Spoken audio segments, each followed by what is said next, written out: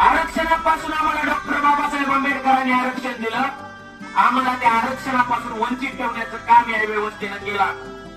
परंतु मी तुम्हाला निश्चितपणे सांगतो, एक दिवस या धनगराचा सूर्य उगवणार आहे.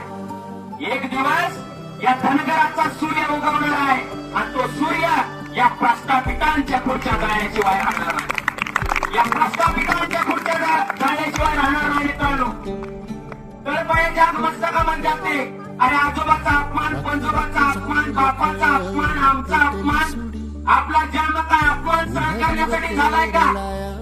झालाय का? अरे म्हणून आपण तुम्ही आम्ही सगळ्यांनी जाणून घेतलं पाहिजे. तळपायाच्या मस्तकामध्ये जाते. ज्यावेळेस पुस्तकं वाचतो, ज्यावेळेस देशावरती संकट आलं तेव्हा धनगर समाज पुढे येतो. परंतु 75 वर्षाच्या काळामध्ये या माझ्या धनगर समाजाला शिक्षणापासून रोखलं, राजसत्तेपासून रोखलं, अर्थसत्तेपासून रोखलं आणि माझ्या धनगर समाजाचं खऱ्या अर्थानं वाटोळं करण्याचं काम या व्यवस्थेनं केलं.